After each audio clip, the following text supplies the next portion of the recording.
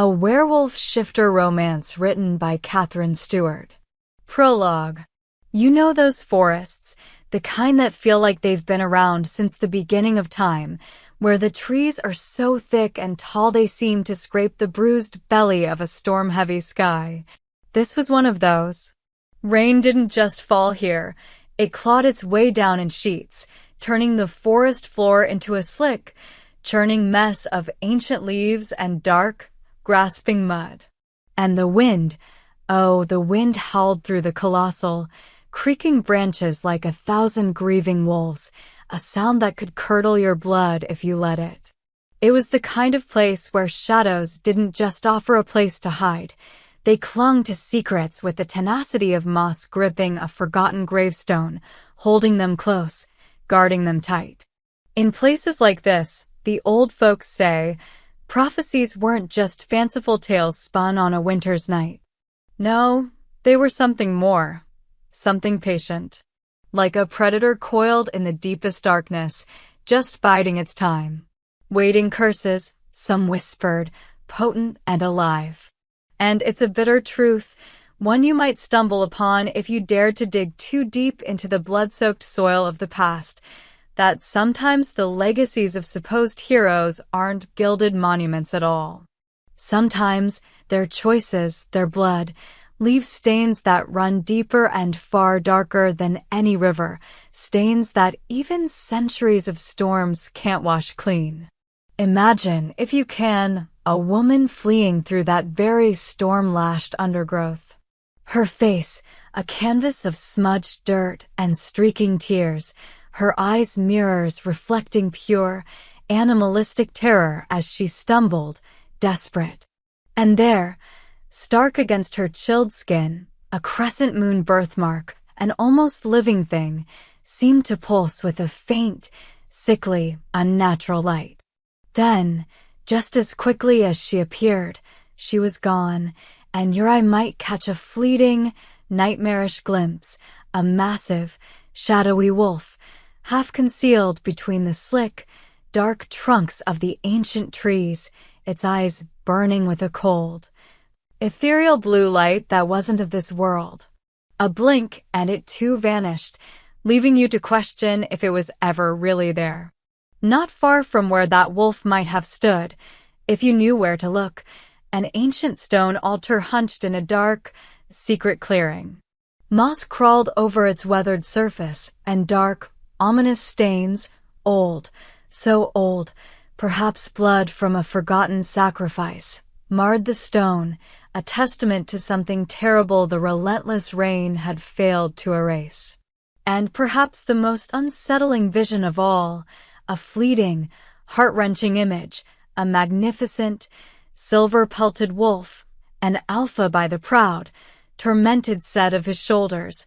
Maybe you'd even call him Soren. His noble, lupin face was a mask of such terrible, raw conflict, his eyes filled with an agony that could tear a hole right through your soul. And then, with a small, almost imperceptible movement that nonetheless felt like the shattering of an entire world, he deliberately turned his head away from something just beyond sight, something that sounded achingly like a choked sob, a desperate plea swallowed whole by the storm's indifferent roar. He often thought, looking back on it all, that the scent of her was the first true thing he'd ever known in a life supposedly governed by ancient laws and unshakable duty.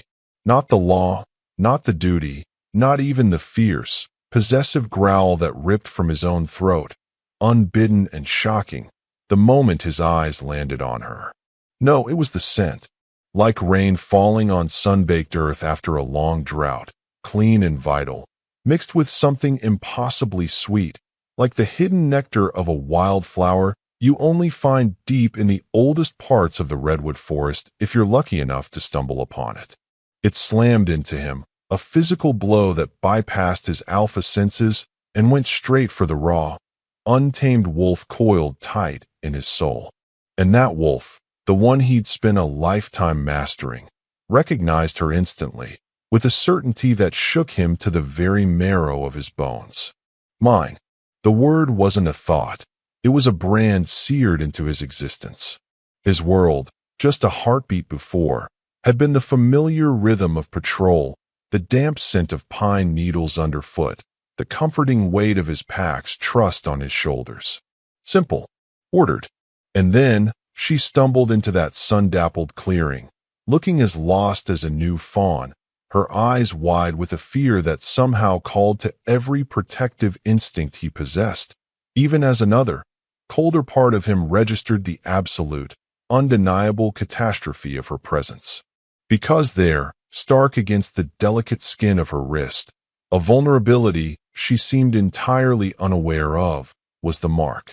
A perfect crescent moon, shimmering faintly as if lit from within by a trapped star. The mark of the betrayer. The sign of the prophesied doom. The one symbol that every pup in Redwood Creek was taught to fear, to revile, to destroy on sight. His own ancestor, the legendary Alpha Soren, had carved that law into the heartwood of their traditions. And he, Kalen, current Alpha of Redwood Creek, was bound by that blood oath. His body moved before his mind could catch up, a single, involuntary step towards her, drawn by a force more powerful than any moon. He could feel the shift in the air, the sudden, hostile energy that erupted from the trees around them as his patrol warriors, loyal and ever-vigilant Garrett and young Tam, materialized from the shadows. Their growls were low, ugly things, the kind that promised swift, brutal violence. He saw the way their eyes, glowing with the amber light of their wolves, fixed on Elara's mark, then flicked to him, questioning, demanding. Elara. He didn't know her name then, only knew that the sight of her made his chest ache with a terrifying, exhilarating newness, froze, her gaze darting between the advancing warriors and him. He could smell the sharp, metallic tang of her fear, a scent that, paradoxically, made his wolf want to both soothe her and tear apart anything that caused it. Alpha. Garrett's voice was a gravelly challenge, his hand already reaching for the hunting knife at his belt. The mark. It is as the prophecy foretold. Kalen felt the words like a physical blow. The prophecy. Generations of fear, generations of hatred, all culminating in this single, terrible moment. He should have given the order. He knew the law. He was the law. His mind screamed it at him. But the wolf, his soul, roared a different command, a possessive, absolute denial. Before he could fully process the schism tearing through him, he found himself moving again, planting himself directly between the trembling woman and his advancing warriors. The air crackled, thick with unspoken threats and the scent of impending bloodshed. He raised a hand, palm out, a gesture that was both a command and a plea. Hold. He bit out, his voice rougher, deeper than usual, resonating with an alpha authority that even he was surprised by in that instant. It wasn't the calm command he usually employed. This was raw, laced with something wild he hadn't let surface in years. He felt it ripple through his warriors, saw them hesitate, their predatory focus wavering, confusion warring with ingrained obedience in their eyes. They'd never seen him like this, not over an outsider, never over one so clearly forbidden. But Kalen, Tam, barely more than a pup himself but fierce in his loyalty to the old ways, began, his voice tight with confusion. The elders have always said. I know what the elders have said. Kalen cut him off, his gaze still locked on Elara, cataloging the tremor in her hands, the way her breath hitched. She looked like she might shatter. He had to anchor her, somehow. She is under my protection. For now. The words were out before he'd consciously formed them, and the moment they left his lips, he knew there was no taking them back. The forest itself seemed to fall silent, holding its breath. You could have heard a pine needle drop a mile away. It was into that charged silence that another voice, smoother than aged river stones and twice as cold, inserted itself. Protection, Alpha Kalen? An interesting choice of words for one who bears the soulless moon. Kalen didn't need to turn to know Elder Theron had arrived. The man moved with an unsettling quietness for one of his age, his presence always heralded by a faint, cloying scent of dried herbs, and something else, something that always reminded Kalen of dust and decay, of secrets best left buried. He felt Theron's gaze, sharp and knowing, pass over him to fix on Elara. He finally turned, slowly, schooling his features into the impassive mask of an alpha in control, though inside, his wolf was still a raging inferno of possession and a dawning, terrible dread. Elder Theron, he acknowledged, his tone level, betraying none of the turmoil that felt like it was clawing him apart from the inside. This woman wandered into our territory. She appears lost and unarmed. A deliberate understatement. She appeared like a harbinger, a ghost from their darkest legends. Theron's eyes, pale and disconcertingly placid, lingered on Elara's mark. A small, almost imperceptible smile touched his thin lips, a smile that never, ever reached his eyes. It was the kind of expression that made Kalen's hackles rise. Lost, perhaps, Theron conceded, his voice a soft purr that nevertheless carried through the clearing. But her mark, Alpha, is not unknown to us, is it? When the marked moon returns, shunned and reviled, the sins of the old blood will cry from the soil, and the forest itself will weep for the betrayal that stained it red. The elder's recitation of the ancient prophecy was flawless, each word delivered with a chilling precision that sent a fresh wave of unease through the already tense pack members. Garrett and Tam shifted, their earlier aggression rekindled by the familiar, dreaded words. Kalen met Theron's gaze. He knew that look. It was the look Theron always got when he was about to maneuver someone, to reinforce his own quiet authority through the weight of tradition. Prophecies can be misinterpreted, Elder, Kalen found himself saying, the words tasting like rebellion on his tongue. Looking back, that was the first stone I threw against the wall of their lies, wasn't it? Even if I didn't fully understand it then. Theron raised a perfectly sculpted silver eyebrow. Indeed, and has our revered Alpha Soren's wisdom, which has guided this pack safely for 5 generations since he first purged this taint, also been misinterpreted? His voice was still soft, yet it held the unyielding strength of ancient redwoods. He was reminding Kalen, and everyone present, of the monumental legacy he was daring to question. The air grew colder, the tension coiling tighter, like a wolf about to strike.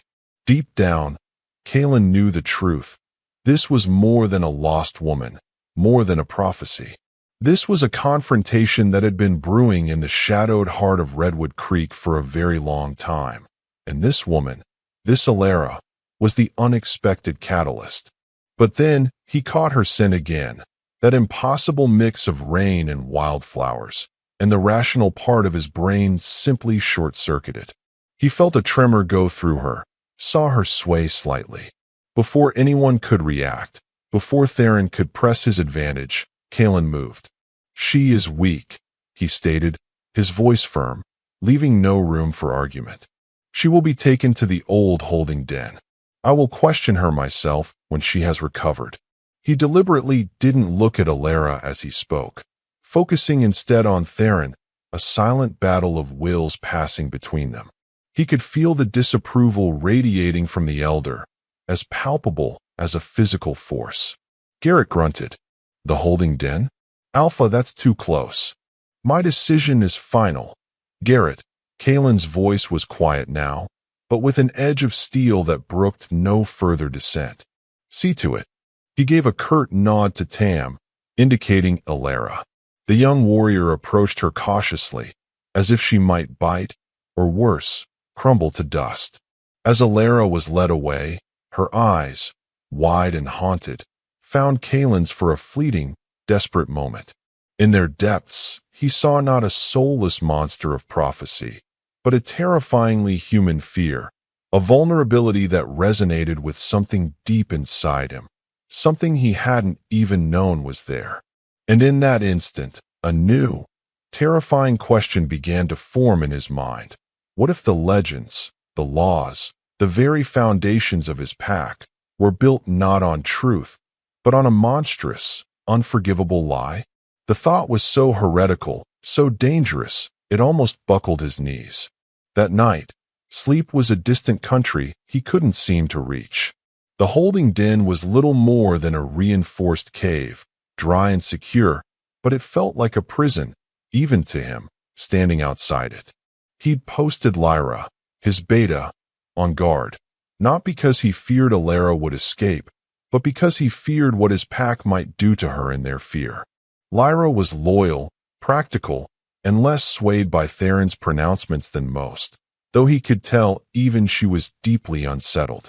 The scent of Elara, even now, even with distance and stone between them, clung to his senses, a constant, maddening thrum beneath his skin. His wolf was a restless beast, pacing the confines of his mind, wanting to go to her, to claim, to protect. He found himself by the entrance to his own alpha den, the one that had belonged to his father and his father's father, all the way back to Soren. Portraits of past alphas lined the main chamber, their painted eyes seeming to follow him with judgment. Soren's portrait was the largest, the most revered, depicting him as a paragon of lupin strength and wisdom, the savior of their pack. Kalen had grown up idolizing that image, striving to be worthy of that legacy. But now, seeing Elara's terrified eyes superimposed over Soren's painted ones, a sliver of doubt, sharp as a shard of ice, lodged itself in his heart. He walked over to the massive, ancient oak desk that had also been Soren's, its surface scarred with the marks of generations of alphas making hard decisions. His fingers traced the intricate carvings, coming to rest on a barely visible, cunningly hidden latch he'd discovered as a curious pup.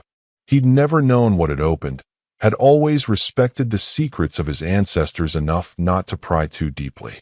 Until now, with a newfound urgency that felt both sacrilegious and absolutely necessary, he pressed the latch. A section of the ornate desk front clicked open, revealing not a drawer, but a narrow, deep compartment.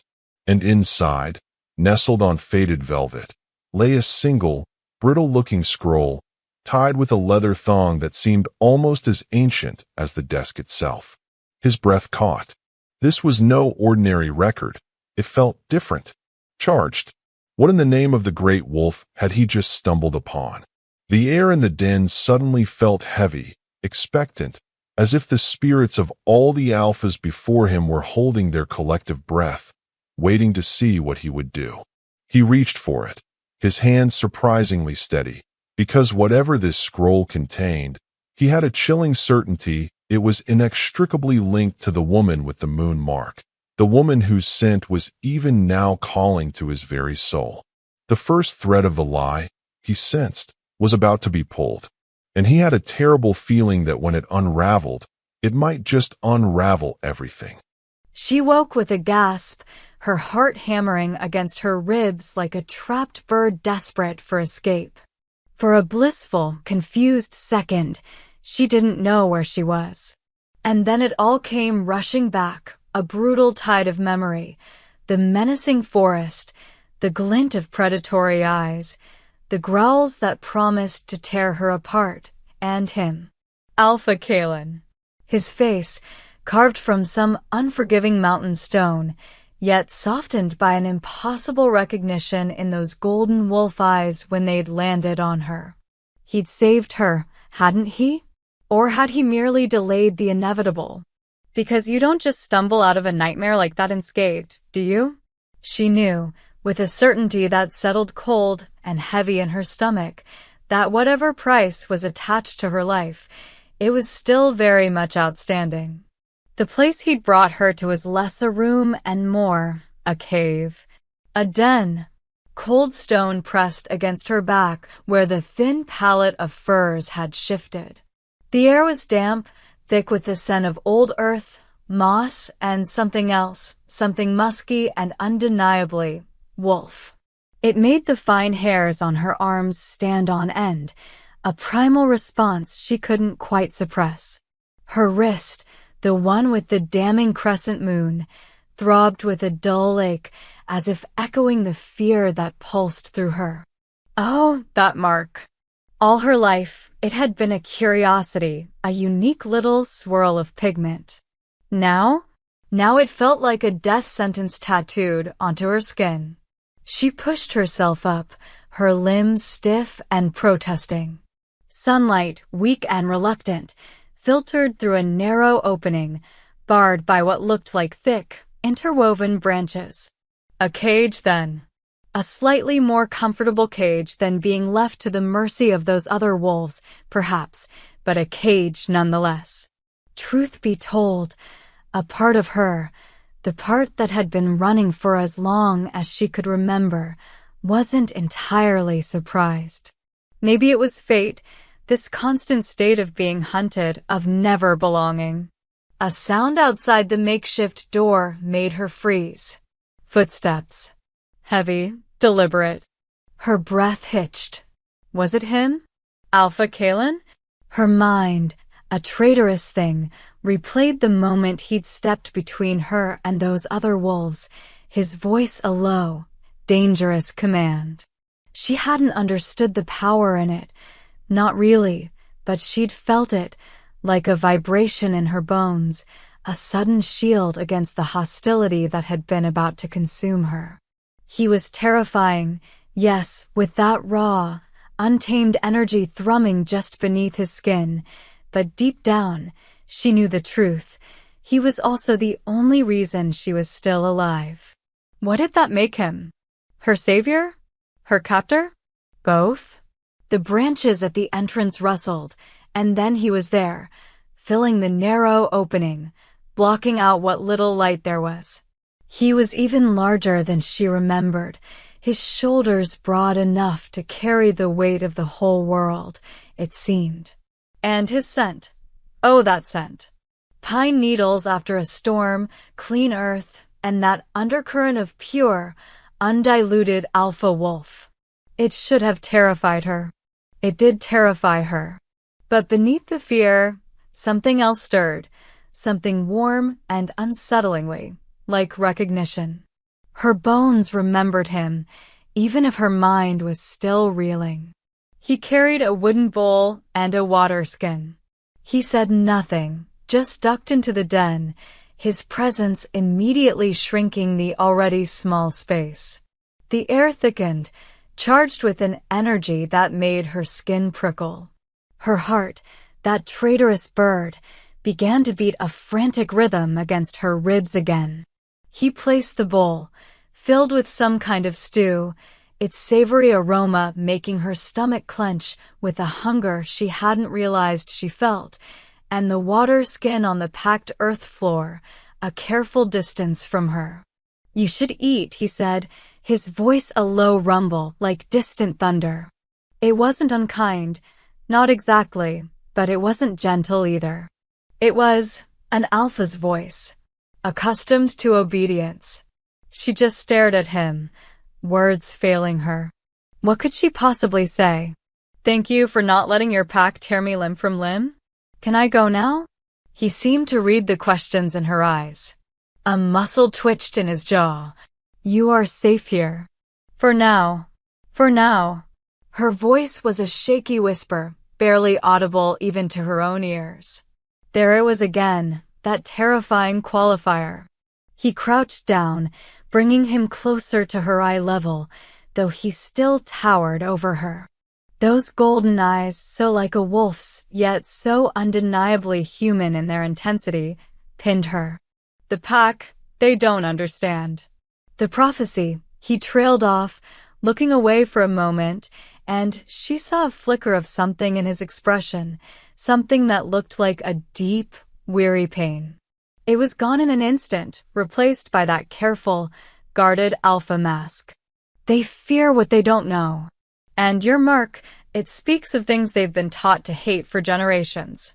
I don't understand any of this," she confessed, her gaze dropping to her marked wrist.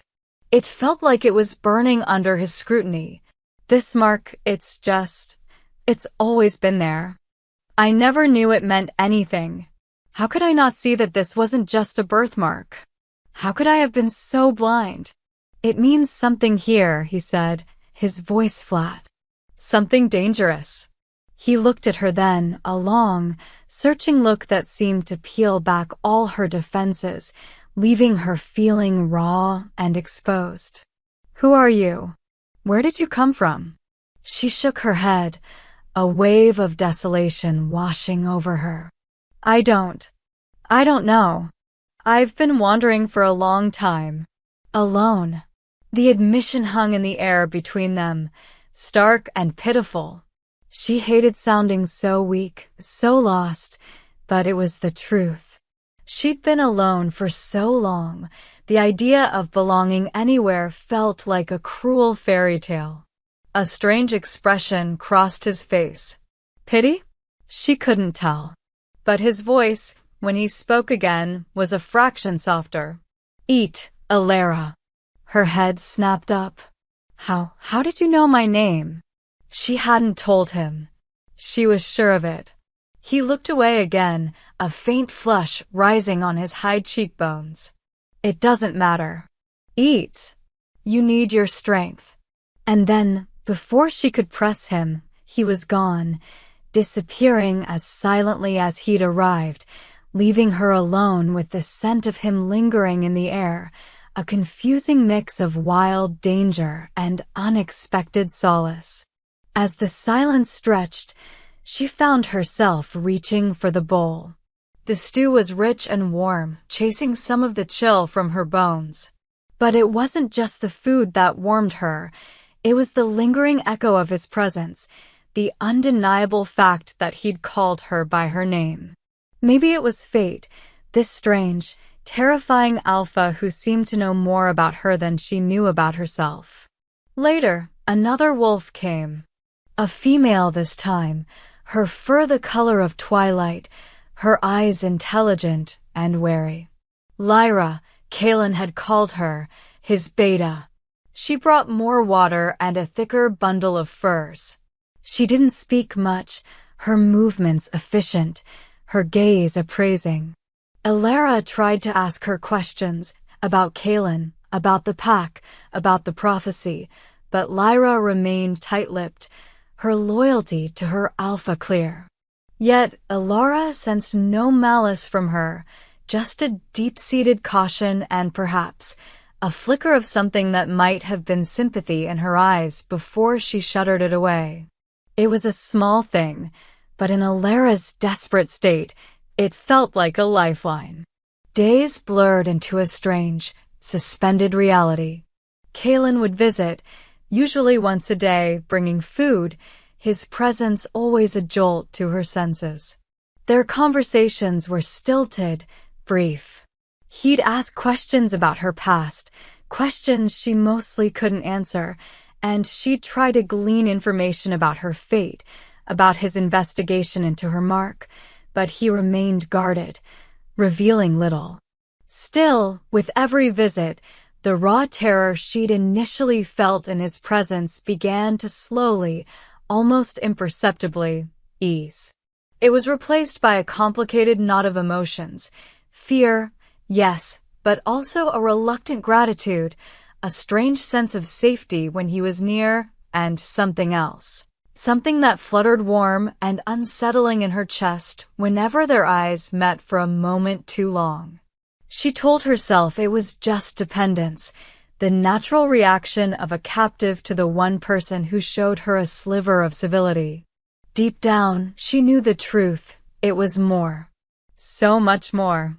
What would you have done, feeling such a pull to the one man who held your life in his hands, the one man who was also the leader of those who wanted you dead? One afternoon, the den felt unusually oppressive. The whispers started then.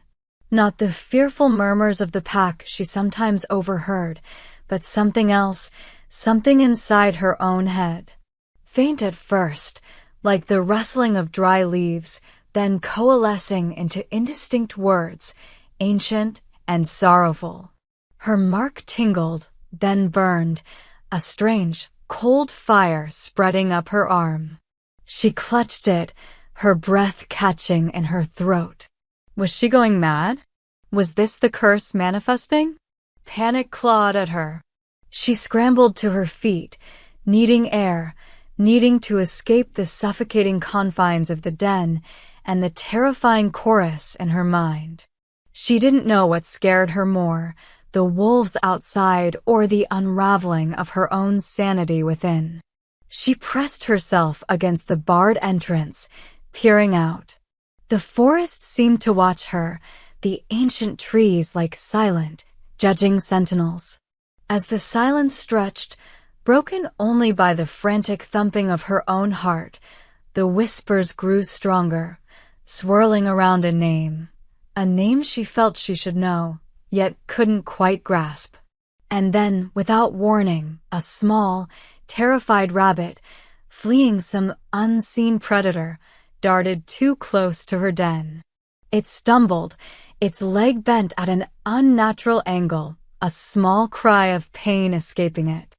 Before she could even think, her body moved on instinct. A wave of pure, unadulterated compassion, so intense it was almost painful, washed through her. Her hands reached out through the bars, not to touch, she couldn't, but as if pulled by a string, her focus narrowed entirely on the injured creature. And then it happened. A faint, silvery light, like moonlight trapped in spun glass, emanated from her fingertips, from the very center of her crescent mark. It shimmered for a heartbeat, bathing the small rabbit in its soft glow. The creature, which had been whimpering, fell silent. When the light faded as quickly as it had come, the rabbit blinked, twitched its nose, and then, incredibly, it hopped to its feet, its injured leg now perfectly fine, and darted away into the undergrowth, leaving Elara staring at her trembling hands in utter disbelief and a new, more profound kind of terror. Her breath caught. What had she just done? This wasn't just a mark, it was something else. Something powerful. Something that, in this place of fear and prophecy, could very well get her killed. It was later that day, as the sky outside began to bleed into the bruised purples of twilight, that she heard voices approaching her den. Kaelin's deep rumble and another, smoother, colder voice that made the hairs on the back of her neck prickle with an instinctive alarm. Elder Theron. She shrank back into the shadows of the den, her heart pounding, the memory of her accidental display of light still burning behind her eyelids. She is an unknown, Kaelin, a disruption, Theron was saying, his voice carrying clearly through the entrance. The pack is restless. They remember the old tales, the devastation the last, marked one supposedly brought before Alpha Soren, in his great wisdom, cleansed our bloodline. The tales are old, Theron, and often embellished in the telling. Kaelin's reply was measured, but Elara could hear the underlying tension, the carefully controlled patience wearing thin. Oh, she could only imagine the pressure he was under, the constant scrutiny. And it was all because of her. Embellished or not, they speak of a power that corrupts, a blight upon our connection to the forest, to the moon. Theron pressed, his voice like silk sliding over cold steel. Alpha Soren understood this. He acted decisively to protect this pack. Are you suggesting his sacrifice, his difficult choices, were in error? There was a pause, a silence so profound Elara felt she could hear the frantic beat of her own pulse echoing in the small space. She strained to hear Kaelin's response, her entire being focused on the impending words that might seal her fate. The space between them out there burned with unspoken conflict. When Kaelin finally spoke, his voice was dangerously quiet. I am suggesting, Elder, that I will uncover the truth, whatever its cost. And until I do, Elara remains under my protection. That is my final word. The finality in his tone, sent a shiver down Elara's spine, a strange mixture of profound relief and escalating fear. He was defending her, truly defending her, against this powerful, manipulative elder, against the weight of his entire pack's history. But in doing so, he was also painting an even larger target on both their backs. The stakes, already impossibly high, had just been raised to a level she couldn't even comprehend. And as the echo of his voice faded into the encroaching night, a single, terrifying thought took root in her mind. This Alpha, this Kalen, was either going to be her salvation, or he was going to be the death of them both. There would be no in-between. He'd drawn a line in the sand with Theron, a line etched not with anger, though Great Wolf knew there was plenty of that simmering beneath the surface, but with a conviction that had surprised even himself. Elara remains under my protection. The words, once spoken, had settled deep in his bones, a new kind of oath, one that felt as ancient and binding as any passed down by his ancestors. And just like that, everything changed, didn't it? Because you can't declare war on centuries of ingrained fear and deeply rooted power structures without expecting a fight. He knew, with a chilling certainty that settled like ice in his veins, that Theron and his shadowed cronies wouldn't just let this go. They couldn't. Whatever dark secrets they were guarding, whatever power they clung to, Elara, with her innocent eyes and that damnable, destiny-marked wrist, was a torch about to be thrust into their carefully constructed darkness. And he, Kalen, Alpha of Redwood Creek, had just positioned himself squarely beside her, ready to burn with her if it came to that. The thought should have terrified him. It probably did. On some level, he wasn't ready to confront just yet. But overriding the fear was a fierce, almost savage protectiveness, a primal urge to shield her that was so potent it was almost a physical ache in his chest. And beneath that, something else, something softer, warmer, a pull towards her that felt as natural and inevitable as the river carving its path through their ancient territory. His mate. The word echoed in the most hidden parts of his soul, a forbidden song his wolf couldn't stop humming. That night, after his confrontation with Theron, the air in his den felt thick with unspoken challenges. He found himself pacing, the image of Soren's journal, now safely rehidden, burning in his mind. Lunar vanguards. Protectors. Healers. How could generations have gotten it so wrong? Or, a more chilling thought, how could generations have been so deliberately, cruelly deceived? He had to know, and he suspected, with a growing certainty, that Elara herself held more keys than she realized. He found her the next morning sitting just inside the barred entrance of her holding den, her slender fingers tracing the crescent moon on her wrist, her expression lost and unutterably lonely. The weak sunlight filtering through the branches caught the auburn highlights in her dark hair, and for a moment, he just watched her. There was a fragility about her, yes, but also an unexpected resilience in the set of her jaw, in the directness of her gaze when she finally looked up and saw him standing there. Her breath caught, a tiny, audible sound that did strange things to his insides. "Alpha Kalen," she said, her voice soft, a little hesitant, but no longer trembling with that raw fear he'd heard when she first arrived. Progress, then. Or maybe she was just getting used to the constant presence of danger. He wasn't sure which thought was more unsettling. He carried a small, carefully wrapped bundle. "I brought you something." He ducked into the den, the familiar scent of her, that rain and wildflowers mix that was becoming dangerously addictive, wrapping around him. He saw her eyes widen slightly as he unwrapped the offering. A piece of freshly baked honey bread from the pack's kitchens, still warm, and a small comb carved from polished antler bone. Small comforts, he knew, in the face of her terrifying reality, but it was all he could offer openly right now. "Oh," she breathed, her gaze fixed on the bread. "Thank you." She reached for it, her fingers brushing his for the briefest of moments. It was like being struck by lightning, a jolt of pure, unadulterated energy that shot up his arm and straight to his core. He saw her flinch slightly, her eyes darting up to his, wide and questioning.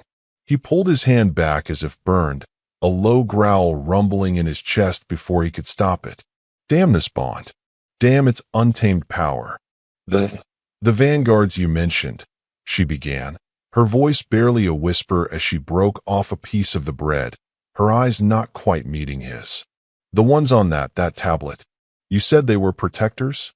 He sat on a low stone outcrop opposite her, the small space feeling both incredibly intimate and dangerously charged. The oldest texts, the ones Theron and the others prefer to forget, they suggest just that. Healers, guardians of the forest's balance. Nothing like the monsters of the prophecies. He watched her closely, gauging her reaction. This was a risk, sharing even this much. But then, wasn't she a risk he'd already decided to take?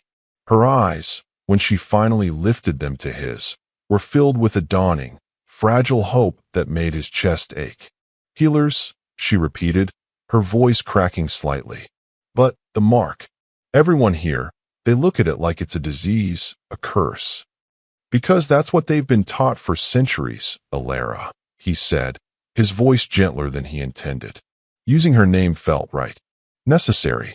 Lies, repeated often enough, can take on the weight of truth, especially when fear is used to hammer them home. And how many of those lies, he wondered with a fresh wave of guilt, had he unknowingly perpetuated himself? She was silent for a long moment, her gaze distant. Then, she looked at him, a new intensity in her eyes. Last night, she began, her voice so low he had to lean in slightly to hear her. I think something happened. The whispers, they were stronger. And my mark, it felt like it was burning. She hesitated, her gaze dropping. There was a rabbit, it was injured, and I don't know how, Alpha King, but I think I might have healed it. There was this light. His wolf went still within him. Light? Healing? It was exactly what the fragmented texts had hinted at for the lunar vanguards. So, it wasn't just a bloodline. It was an active ability, dormant within her, now stirring to life. Which meant she was even more of a threat to Theron and his ilk, and even more precious. You're not sure? He asked, keeping his voice carefully neutral, though his mind was racing.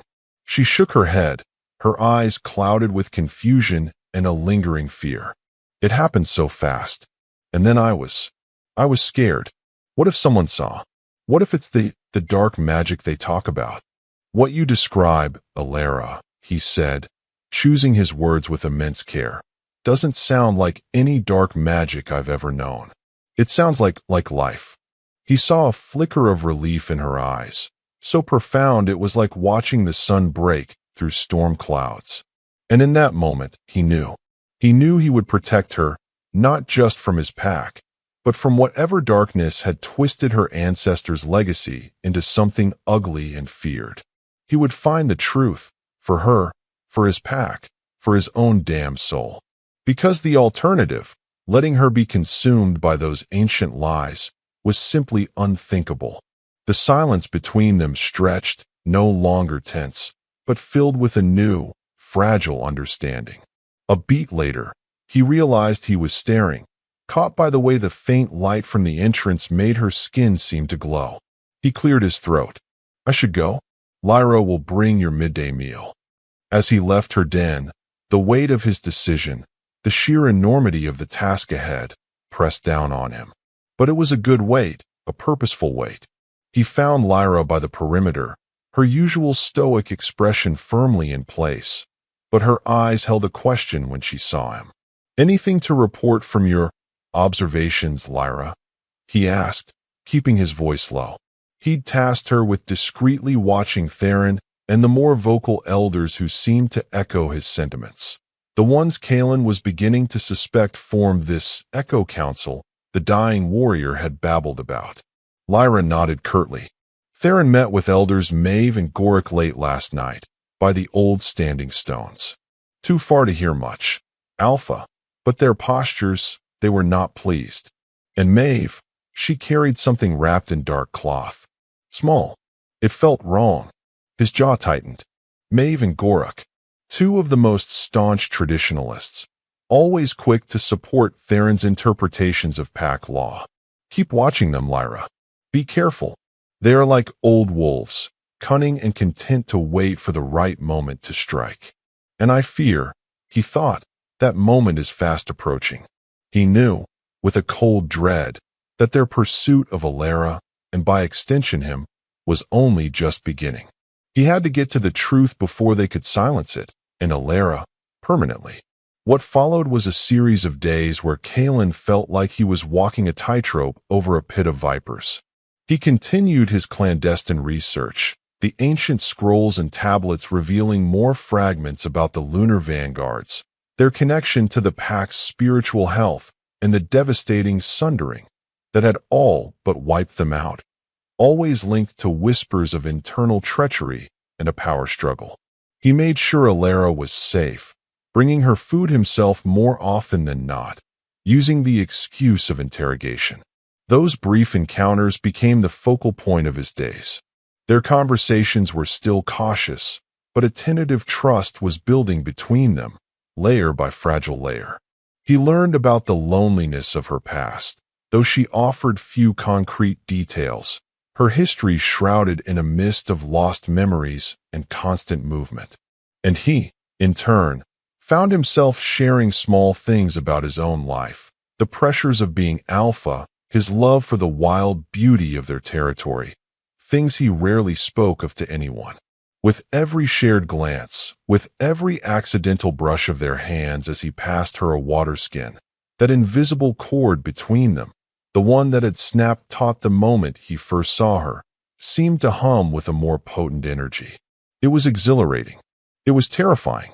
He was an alpha, sworn to protect his pack above all else. And yet, this woman, this prophesied doom, was fast becoming the very center of his world. How could he reconcile the two? The question haunted his waking hours and stalked his dreams.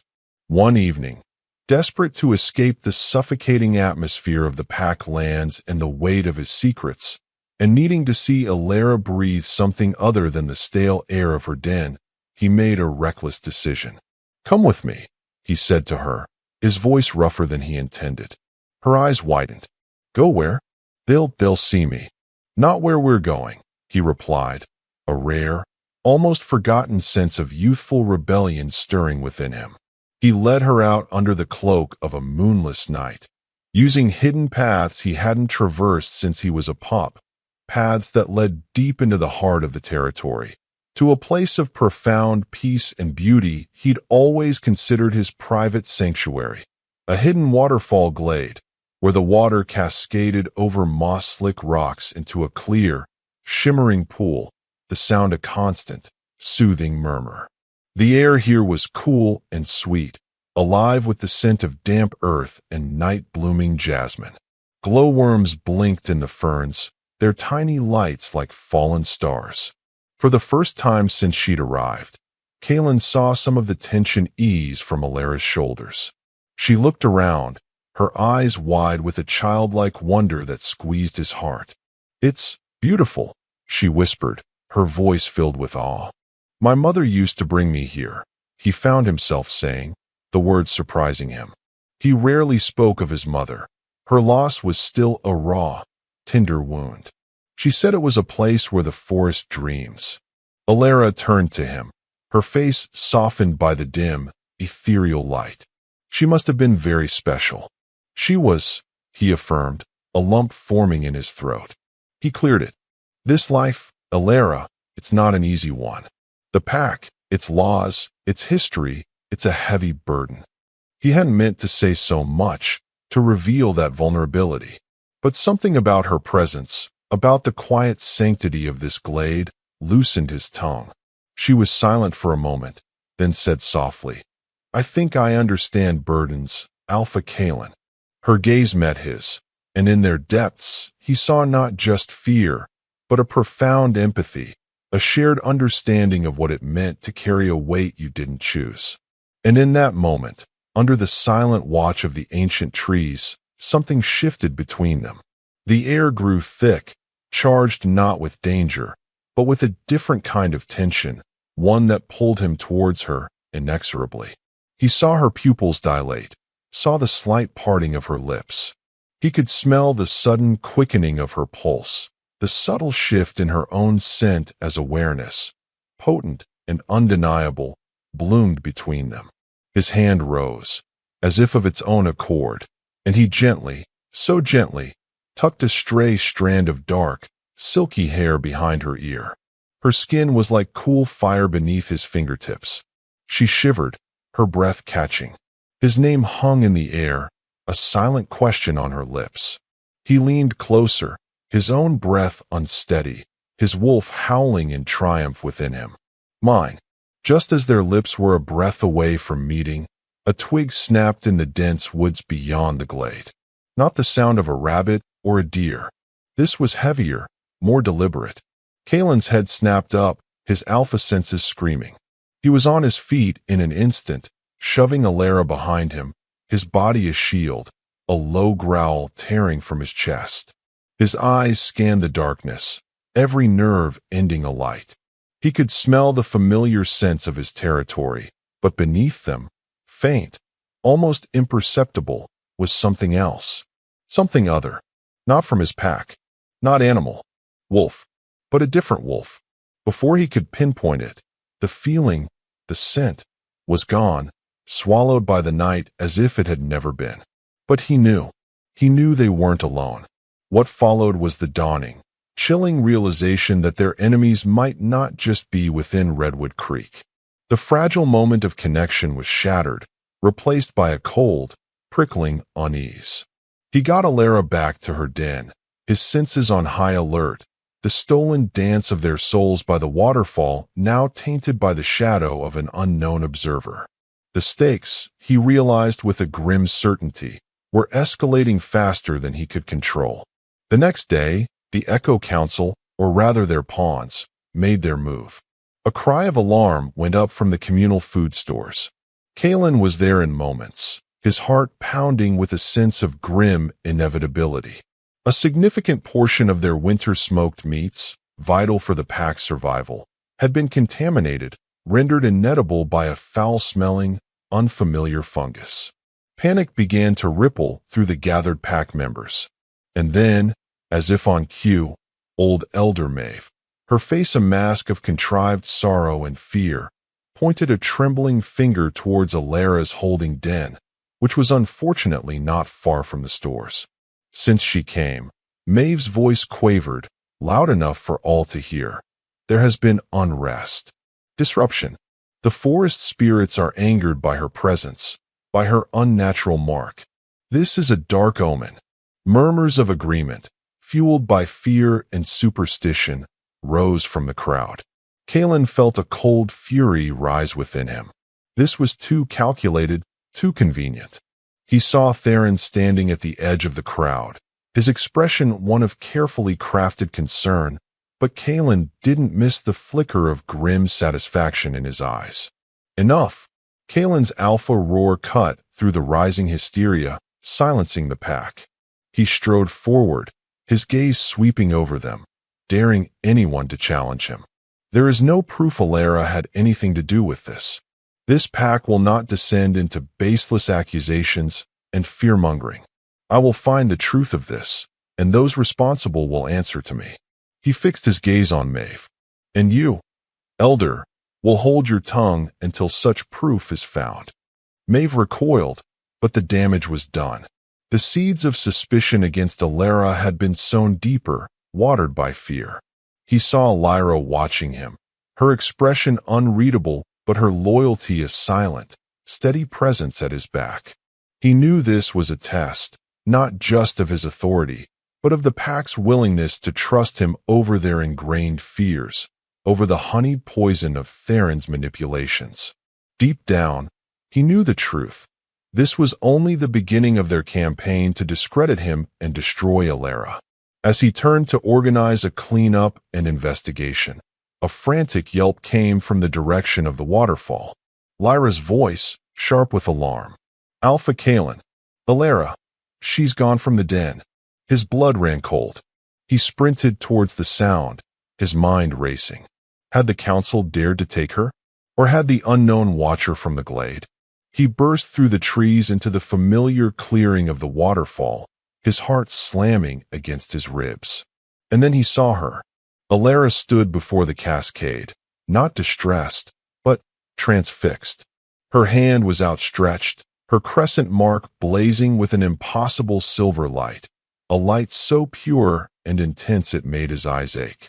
And the waterfall, the ancient, ceaseless torrent of water, it was parting around her, cleaving in two as if by an unseen hand, revealing a dark, hidden cave entrance behind its shimmering curtain, an entrance no one in living memory had ever known existed. Her pain, her distress from the accusations, her desperate longing for answers, had somehow, impossibly, unlocked a path. His breath caught. This wasn't just a cave. This felt like the threshold of destiny itself. It was like the world had tilted on its axis, hadn't it? One moment, she was drowning in the pack's ugly accusations, the weight of their fear a suffocating blanket. And the next, this impossible, shimmering miracle. Her own hand, outstretched, her birthmark not just tingling anymore but blazing, singing with a silver light so intense it felt like a piece of the moon had fractured and embedded itself in her skin. And the waterfall, that constant, roaring presence she'd found a strange comfort in, was parting. Just like that. As if the ancient stones themselves were bowing to a power she hadn't known she possessed, a power that terrified her even as it called to something deep within her soul. What in the name of all that was sacred was happening to her? Then she heard his paws, no, his boots, pounding on the soft earth behind her, felt his presence before she even saw him. Alpha King.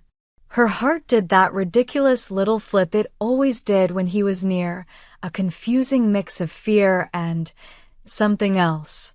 Something she was too afraid to name. Elara. His voice was rough, urgent, laced with an astonishment that mirrored her own.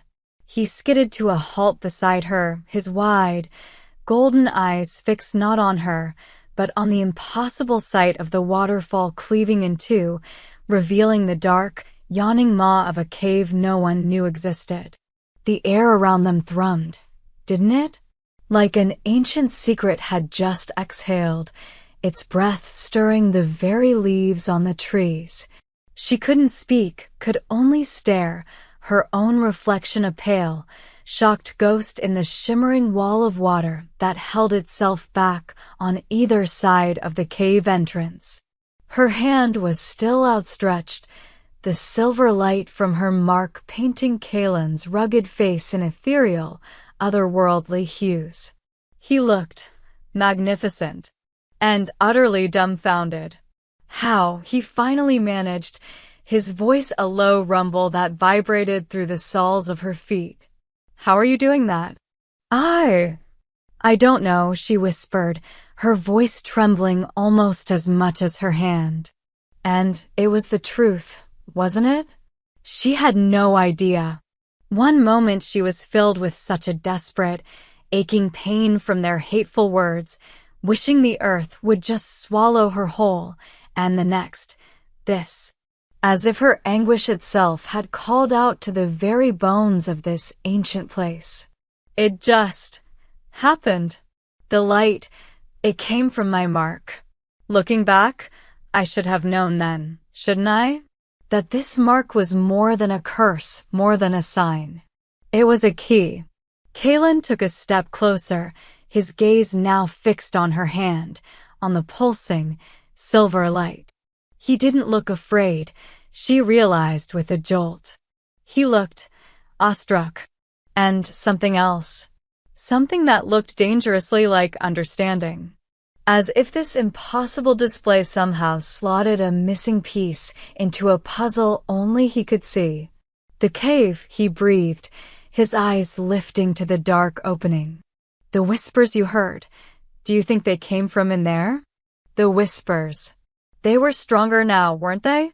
Pulling at her, beckoning her forward with a chorus of faint, sorrowful voices that seemed to promise answers, or perhaps just deeper mysteries. Maybe she found herself saying a strange new courage, or perhaps just a desperate curiosity bubbling up within her. I think I have to go in. I have to know. What would you have done? Faced with the undeniable proof that you were something more, something perhaps even monstrous, wouldn't you want to understand why? Before either could speak another word, before Kaelin could voice the protest or caution she saw gathering in his eyes, her body moved on instinct.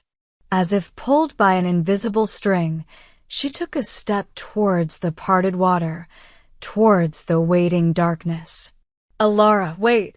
Kaelin's hand shot out, his fingers closing around her arm, not painfully, but with a firm, possessive strength that sent a jolt of pure, unadulterated awareness through her. His touch was warm, solid, an anchor in the swirling chaos of her senses. The silver light from her mark seemed to leap towards his skin, arcing between them for a heartbeat, and she heard him hiss a sharp intake of breath. But he didn't let go. It could be dangerous. We don't know what's in there. And we won't know unless we look, will we? She replied, surprised by the steadiness in her own voice. She looked up at him, into those intense, golden eyes that always seemed to see too much. This is connected to me, Kaelin. To my ancestors. I can feel it. And maybe it's connected to you too, to the truth you're seeking. He searched her face for a long moment, his expression unreadable. The roar of the unnaturally parted waterfall filled the silence between them, a constant, powerful hum. She felt it clear as day, the shift in him, the decision. He wasn't just her protector anymore, was he? He was a partner in this terrifying, unfolding mystery. His grip on her arm loosened slightly, but didn't release. Instead, his fingers slid down to intertwine with hers, his large, warm hand engulfing her smaller one. Then we go together, he said, his voice a low growl of determination that sent shivers down her spine for entirely different reasons now. And just like that, everything changed again. Because he wasn't just the Alpha, he was Kaelin. And she wasn't just the marked outcast, she was Elara. And they were stepping into the unknown, hand in hand. The moment they crossed the threshold of the parted water, it was like stepping into another world.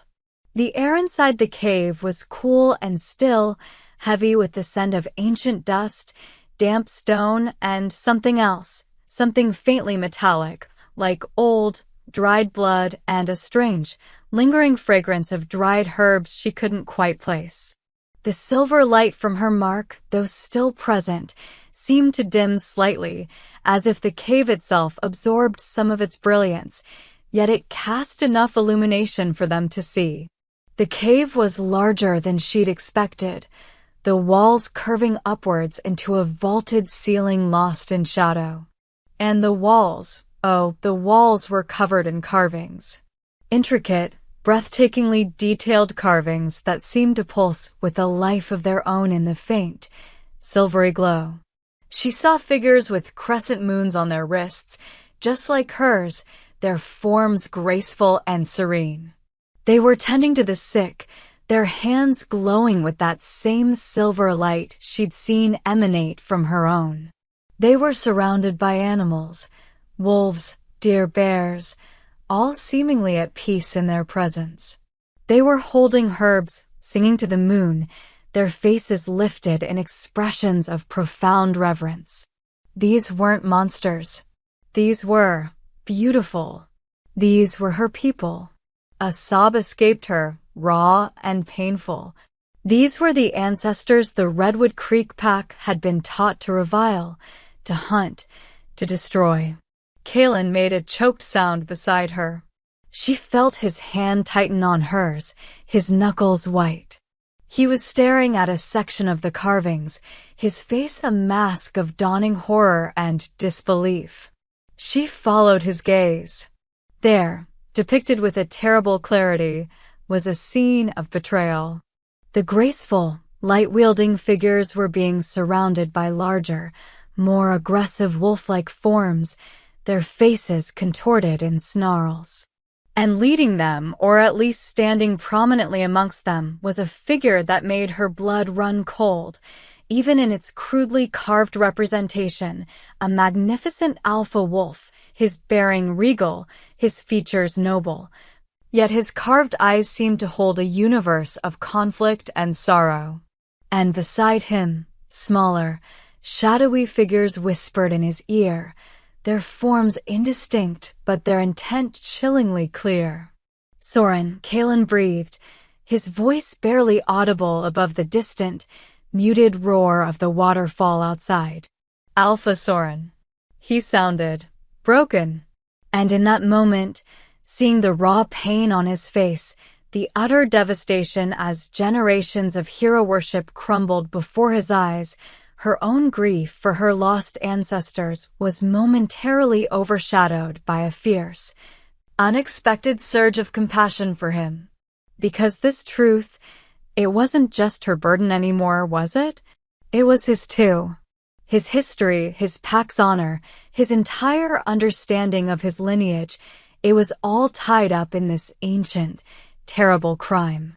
As if drawn by an unseen force, Kaelin released her hand and moved deeper into the cave, his powerful shoulders slumped, his every movement heavy with a dawning, crushing weight. The whispers in Elara's mind intensified here, swirling around her, no longer just indistinct murmurs, but coherent, sorrowful phrases. Soren's choice, the pact of silence, the light dimmed, betrayal born of fear, they echoed the carvings, a ghostly chorus to the visual tragedy etched into the stone. She followed Kaelin, her own heart aching, the silver light from her mark casting their elongated, dancing shadows onto the story of her people's demise.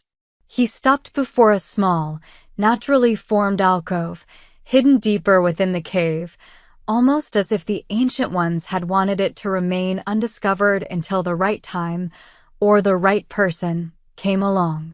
And there, resting on a bed of carefully arranged, dried mosses that should have crumbled to dust centuries ago, but were somehow perfectly preserved, was a journal. It was bound in what looked like cured wolf hide, its pages a brittle, yellowed parchment, yet the ink upon them, when Kaelin reverently picked it up and opened it, was still remarkably clear. This can't be," Kaelin whispered, his voice hoarse with disbelief as he stared at the elegant, archaic script. It's Soren's hand. I'd know it anywhere. From the pack ledgers. He began to read, his voice low and strained at first, then growing stronger, filled with a terrible, unfolding comprehension as he translated the ancient dialect for her. The journal entries, raw and achingly personal, painted a picture so different from the legends, so much more complex and heartbreaking. "The blight came upon us like a starving wolf," Kaelin read, Soren's voice seeming to echo across the centuries through his descendant. "Our healers were powerless. The pack weakened daily. The lunar vanguards, with their ancient light, they offered the only true hope, a slow, patient mending that required faith and time. But there were others within the council, ambitious, impatient. They whispered of quicker, darker solutions, of a pact with powers best left undisturbed, a solution that would grant them control, a solution that required the silencing of the Vanguard's light, permanently." Elara felt the tears streaming down her face, hot and silent.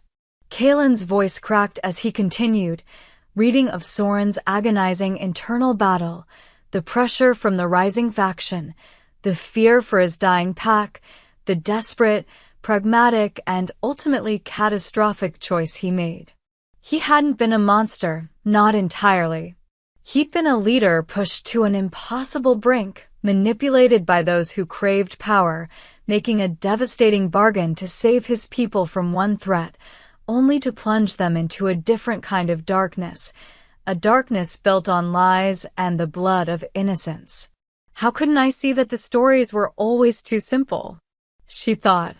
Good and evil are rarely so clearly defined, are they? The weight of that truth, Soren's truth, Elara's ancestors' truth, Kaelin's pack's truth, it settled upon them in the dusty, echoing silence of the cave, as heavy and suffocating as the stone that surrounded them. Kaelin finally lowered the journal, his face pale, his golden eyes shimmering with unshed tears and a profound, soul-deep agony. He looked utterly shattered, the strong alpha facade completely gone, revealing the vulnerable man beneath. And in that moment of shared, devastating revelation, the space between them burned with an understanding that transcended words, a bond forged not in light and joy, but in the crucible of shared pain and inherited grief. Without thinking, Elara reached out, her fingers finding his, lacing through them. His hand was cold, trembling slightly, but his grip when it closed around hers was strong, desperate, clinging to her as if she were the only solid thing in a world that had just dissolved into smoke and sorrow. Just as he read a final, almost illegible entry, something about a failsafe, a path to cleanse the alpha bloodline itself, should the pact ever be broken by a true heart, the ancient journal in Kaelin's grasp began to emit a faint, acrid smoke.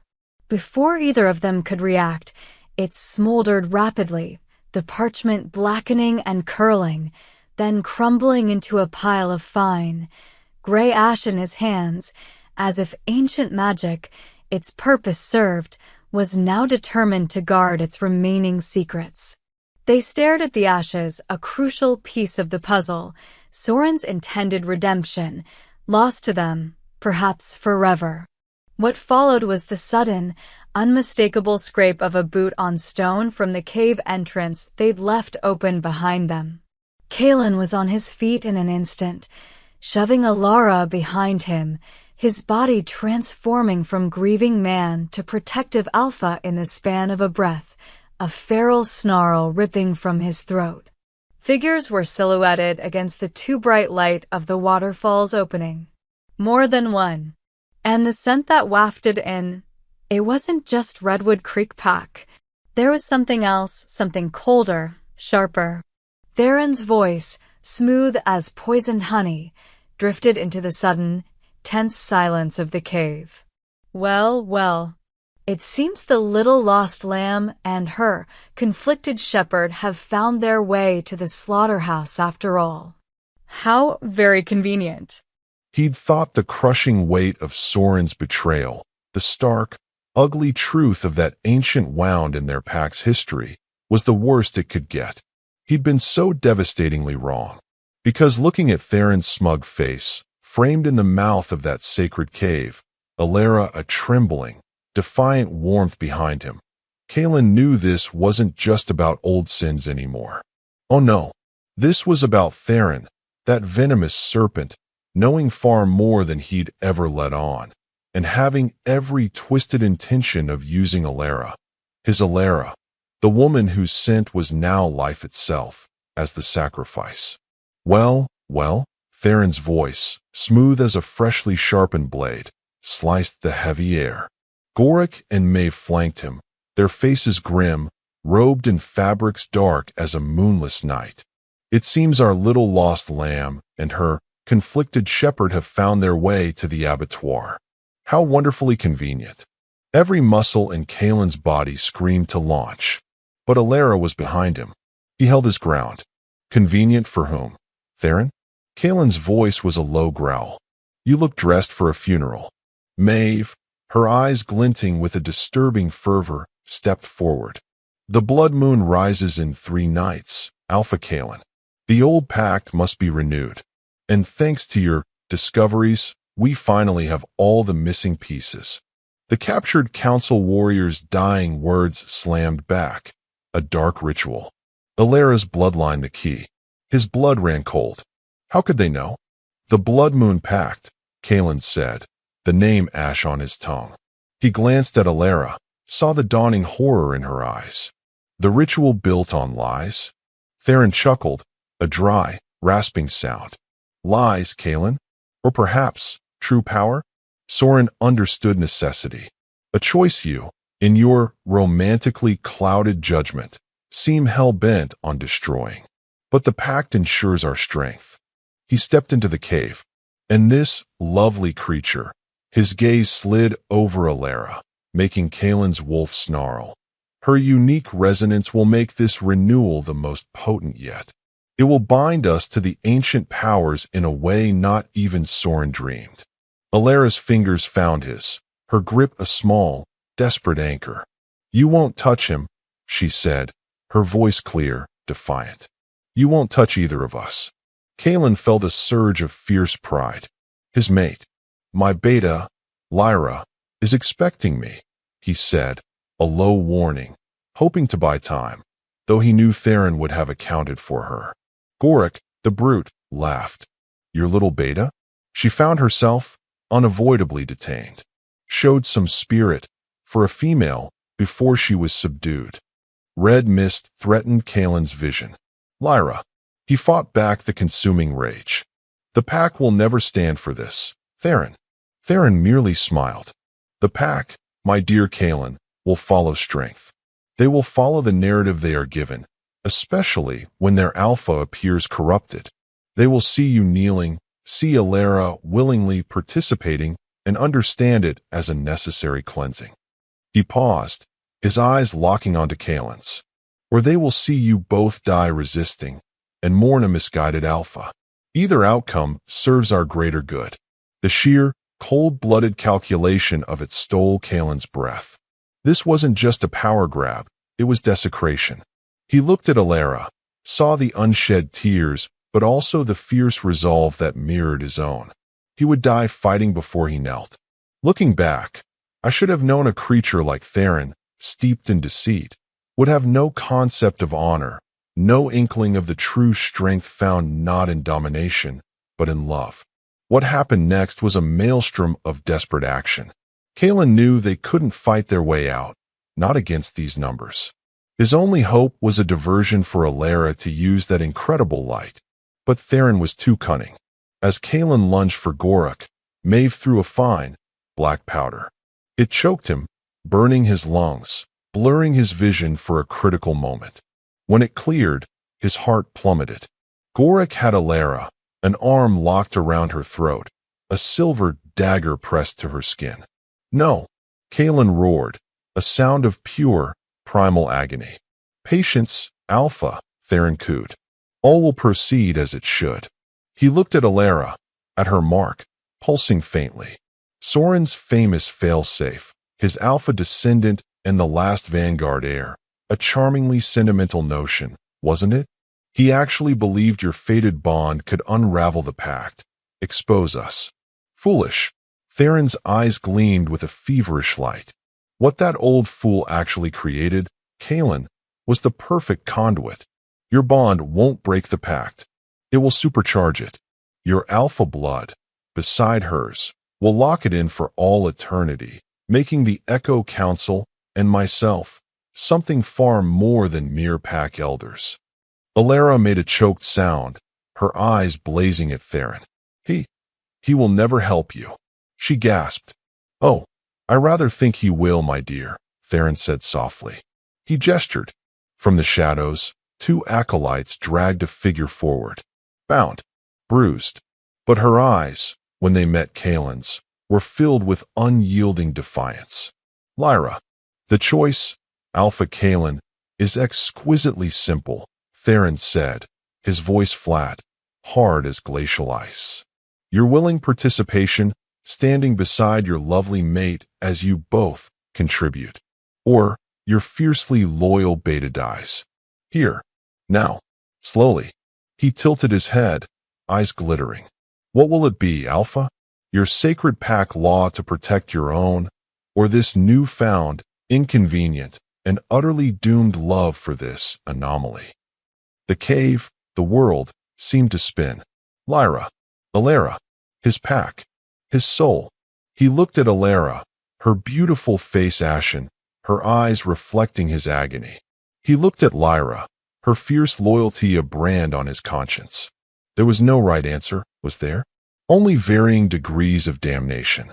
And as the silence roared, he knew, with a despair that tasted like blood, that no matter what he chose, the best part of him would die tonight. Act 6. Female lead POV. Her breath hitched, a painful little knot in her chest. Lyra. Brave Lyra, a silver knife at her throat, her life a pawn in Theron's monstrous game. And Kalen.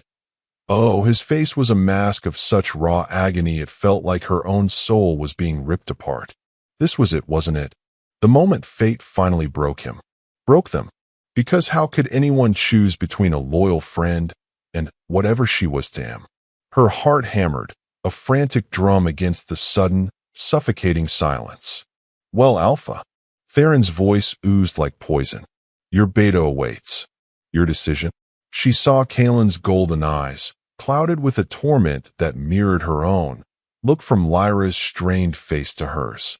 In that devastating glance, she read his doom. He would save Lyra. Of course, he would. He was an Alpha.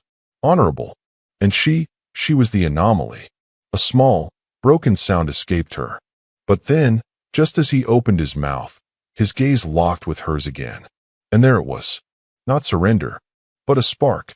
A flicker of something impossibly sharp, intelligent, a desperate, unspoken message arcing between them. Trust me. Her heart leaped. A plan? Or foolish hope? You win. Theron, Kalen said, his voice utterly dead. Release Lyra. We will participate. A choked gasp escaped her. Willingly? For one horrifying second, she thought she'd misread him. But then Kalen's eyes met hers one last time, and that silent message blazed again. Trust me. Fight with me. And against all logic, she clung to it. Theron's smile was a gash of triumph.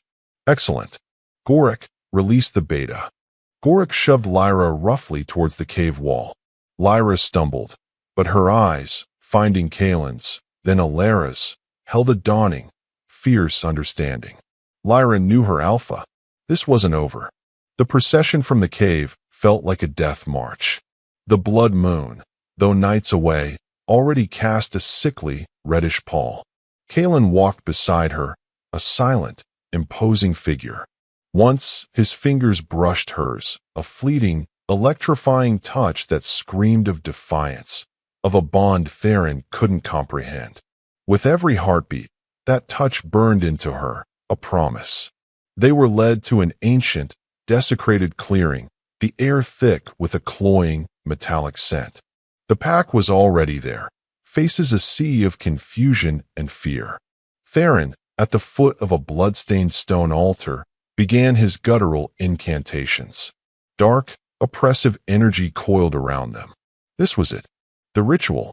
Just as Theron raised a gleaming obsidian dagger, Kalen roared. Not a word, but pure, untamed alpha fury, shattering the silence like a thunderclap. Chaos erupted. Lyra, a silver blur, sprang from the shadows, blades appearing as she engaged Theron's acolytes. Elara didn't hesitate. Channeling fear, rage, her desperate love for Kalen, she thrust her hands forward. Silver light, her light, no longer faint but a blazing, cleansing torrent, exploded from her mark, slamming into Theron's dark magic, the air hissing. Now Elara, Kalen yelled. He was already a force of nature, his incredible alpha strength heaving against the massive, teetering stone altar. His desperate plan: destroy the ritual's focus. Amidst the shouts and growls, Elara saw her chance. While her light held Theron's incantations at bay, Kaelin, with a guttural roar that shook the trees, gave one final, monumental shove. The ancient altar groaned, tilted, and crashed to the earth with a deafening boom, shattering, a plume of acrid dust and shrieking dark energy erupting, then dissipating. For a heartbeat, stunned silence. Then Theron shrieked, pure fury, as if the altar's destruction physically wounded him. He whirled, face a mask of contorted rage, eyes glowing in human red. And then he began to change. Not into a wolf. This was something else. Monstrous. Corrupted. Kaelin was already shifting, his human form melting into a magnificent midnight wolf, eyes blazing gold. He met Theron's corrupted charge with a roar, and the forest erupted into a battle of light against shadow. Lyra fought like a demoness, while Elara, her silver light a beacon, focused on shielding innocence, her ancestral song, unbidden but powerful, rising, a melody of healing and defiance. But Theron, in his monstrous form, was terrifyingly strong. He landed a brutal blow, sending Kaelin sprawling. Theron loomed over him, claws raised, that hideous red light in his eyes flaring. The blood moon's eerie glow intensified. Kaelin! Elara screamed his name, raw with terror and love. Without thinking, driven by a desperate, primal need, she poured every last ounce of her being, every spark of her power, into a single, concentrated blast of pure, untamed silver light. It erupted from her, aimed at Theron, but in her panic, she knew Kaelin was caught in its path too. To save him, had she just doomed them both? Her world dissolved into blinding, searing whiteness. When her vision cleared, Theron's monstrous form was dissolving, his shrieks turning to whimpers, then silence, his dark energy unraveling like smoke. The oppressive atmosphere lifted. But Kaelin lay still, bathed in the residual silver glow. For a terrible moment, she thought. But then, his fur, where her light had touched him, began to shimmer, not with damage, but with an even brighter, purer golden light that seemed to emanate from within him, intertwining with her silver. He stirred, then rose, no longer just an alpha wolf, but something more, something radiant. The dark pact, she realized with a staggering, joyful sob, was broken. They had done it. Together. Kaelin, shifting back to his human form with an almost ethereal grace, rushed to her side. He was drained, but his eyes, when they met hers, were filled with an awe, a love so profound it made her tremble. The pack was silent, staring, their faces a mixture of shock, confusion, and a dawning, hesitant understanding. Some, Lyra among them, were already lowering their heads in a new kind of respect, but many others looked lost, their world upended. The battle was won, but the war for their pack's soul, Elara knew, was far from over. The silence that descended after Theron's evil finally unraveled was a strange feast, wasn't it? It was vast, empty, yet thrumming with the ghosts of what had just happened. The clash of power, the scent of ozone and fear, and overlying it all, the clean, lingering fragrance of Elara's impossible, life-affirming silver light. He felt hollowed out, like he'd poured every last ounce of himself into that fight. And then he saw her, Elara, his mate, standing amidst the debris of the shattered altar, her face pale but her eyes, fixed on him, shining with a luminous strength that took his breath away. They were alive. The pact, that generational curse, was broken. And she, this incredible woman who had walked into his life like a whispered legend, was the heart of it all. He moved towards her, his body aching, protesting every step. He probably looked like he'd wrestled a demon and lost, which wasn't far from the truth. But none of that mattered. Only Elara. Reaching her, he cupped her face in his hands, his thumbs gently tracing the tear tracks on her soft cheeks. She leaned into his touch with a sigh that seemed to carry the weight of a lifetime of sorrow finally being released. "Kaelin," she whispered, her voice trembling, her eyes searching his, luminous in the pre-dawn gloom. "Are you? Are we?"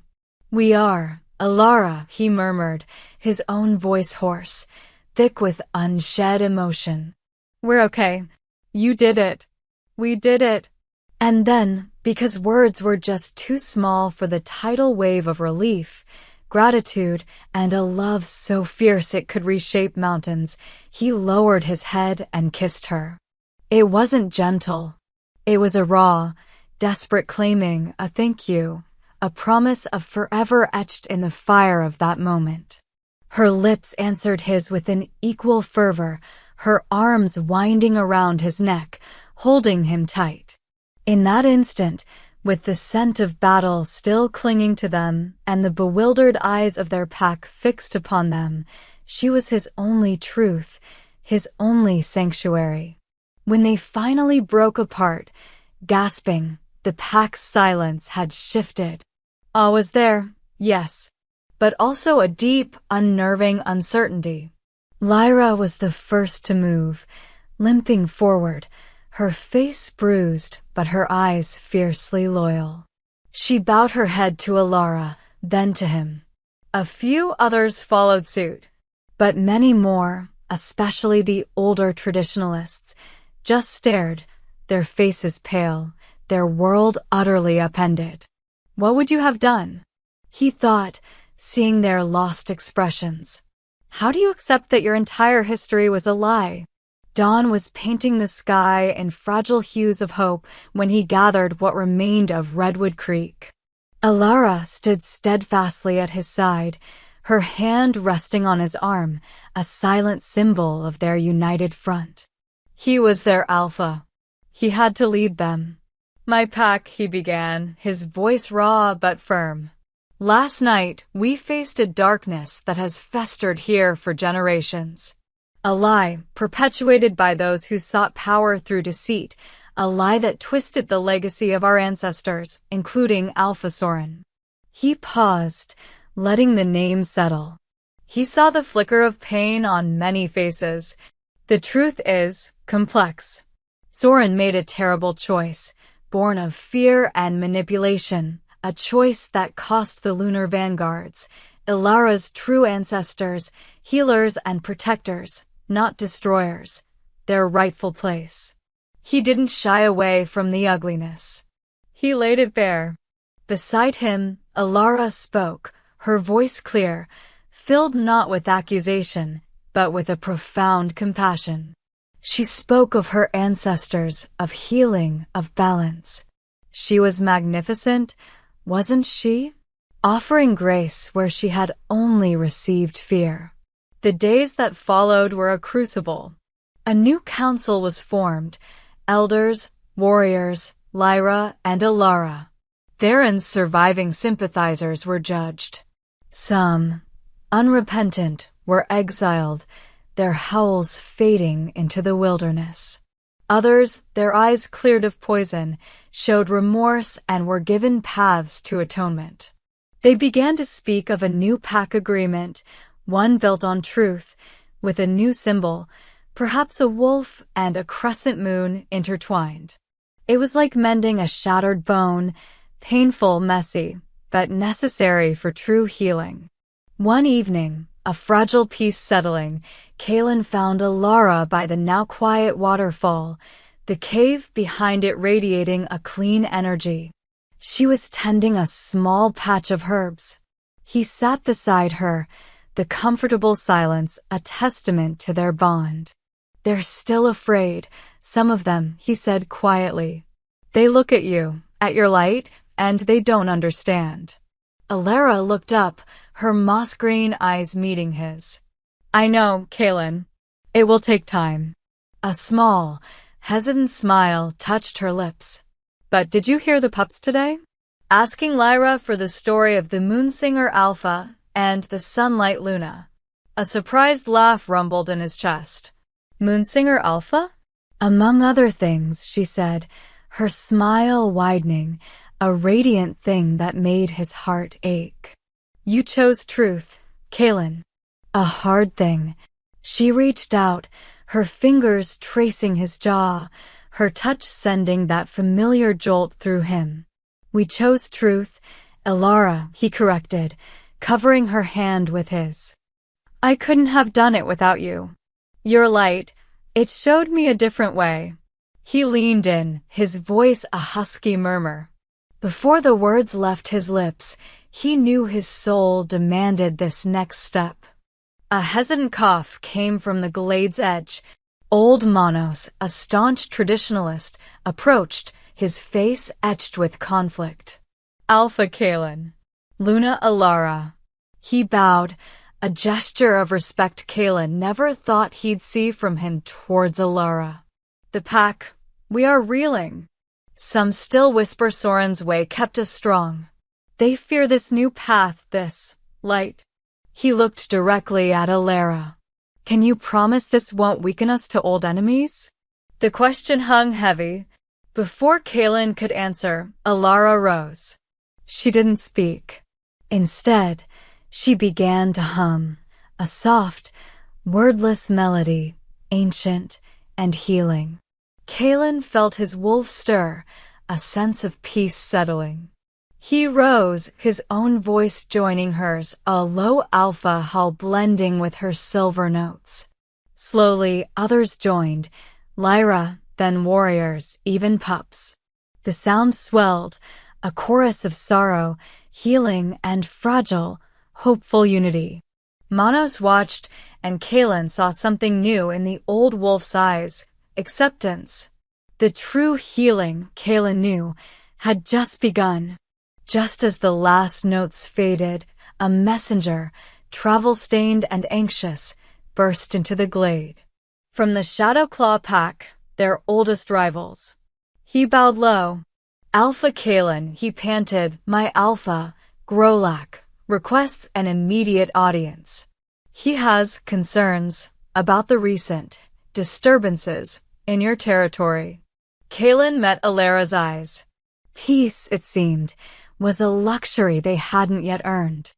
Just when she thought they might finally breathe, truly breathe, the forest seemed to exhale another challenge, didn't it?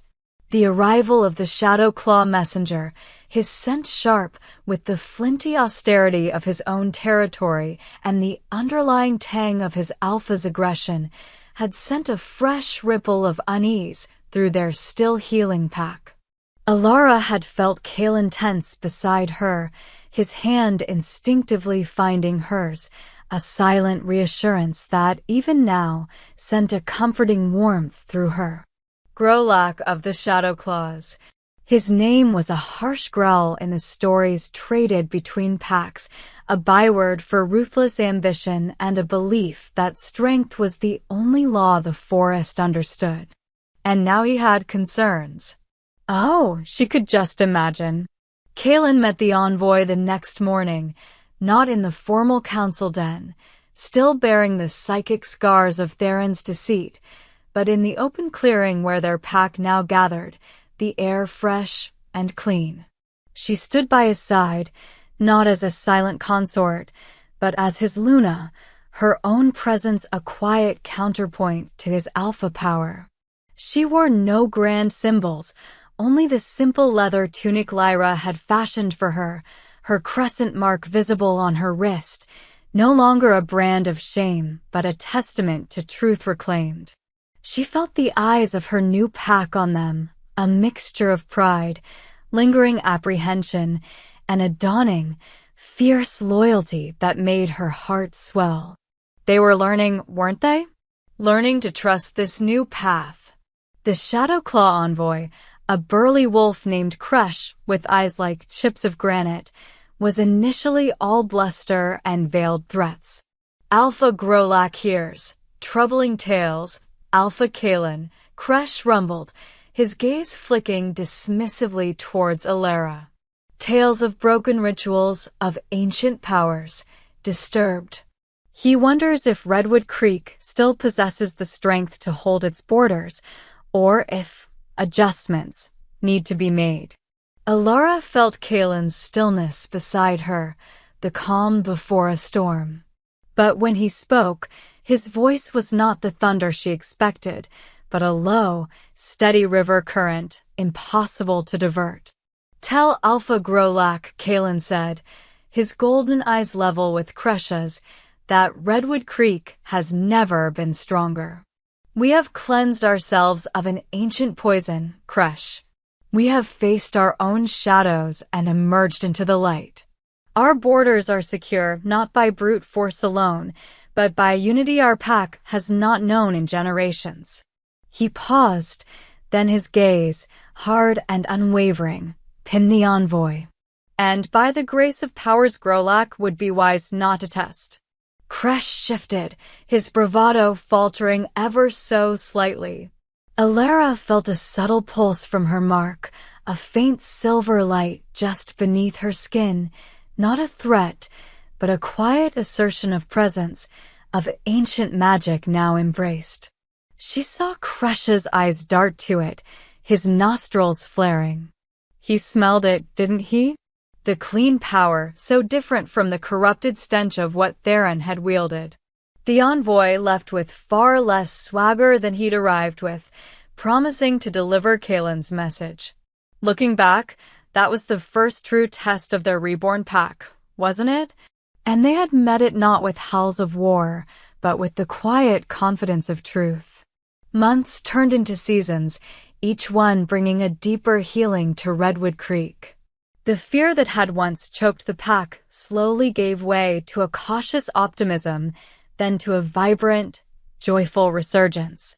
They held their first festival of renewal not under the shadow of a blood moon, but beneath the benevolent gaze of a full, silver disk, the true Luna of their ancestors. The clearing was alive with light, lanterns crafted by the pups, bonfires tended by the warriors, and Elara's own soft, silver glow as she danced with Kaelin, their movements a harmonious blend of alpha strength and Luna grace. The air thrummed with music, the pack's traditional drums finding a new rhythm alongside the ancient, melodic songs of the lunar vanguards that Elara now taught freely. Oh, the sound of it. It was joy, pure and simple. Old Monos, his weathered face now often crinkled in a smile, even led a group of youngsters in a new dance, a playful mix of stomping wolf steps and graceful, flowing movements inspired by Elara's tales of her people. He'd become one of her staunchest supporters, his earlier skepticism transformed into a deep, abiding respect. "You showed us, Luna," he'd said to her one evening, his voice gruff with emotion, "that light doesn't mean weakness. It means a different kind of strength. A truer kind." His words had been a balm to her soul.